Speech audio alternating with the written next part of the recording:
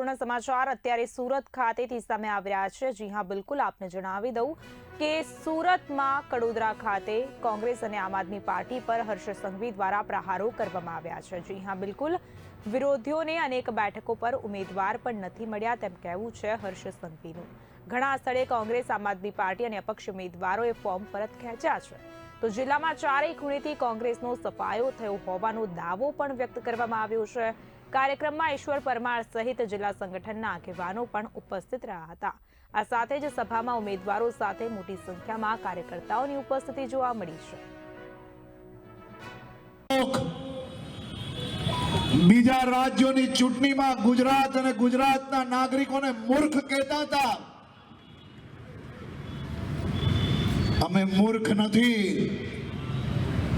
સમયસર હિસાબ કરીએ છીએ, સમય વગર ક્યારેય બોલતા નથી।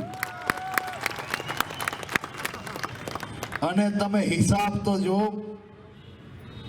ગુજરાતમાં ચૂંટણી ચાલુ થાય, ફોર્મ ભરવાની છેલ્લી તારીખ, છેલ્લા સમયે આ કોંગ્રેસ આપ્યા પાપ્યા તાપ્યા બધા જ ભેગા થયા।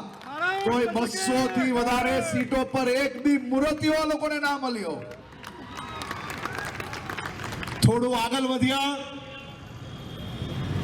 જ્યાં ક્યાંક ખૂણે ખાચરે ક્યાંક ગમે તેમ આપી કરીને ઉમેદવારો જે ભેગા થયા અને ઉમેદવારો પ્રચાર માટે સોસાયટીઓમાં અલગ અલગ ગામડે પહોંચ્યા। ઉમેદવારો ગામડે પહોંચતાની સાથે લોકોએ એવી હાલત કરી કે ચૂંટણીના ફોર્મ ખેંચવાના છેલ્લા સમય પહેલા 720 થી વધારે સીટો પર અહીં બેઠેલા સૌ નાગરિકો અને ગુજરાતના નાગરિકોની ભવ્ય વિજય થઈ ચૂકી।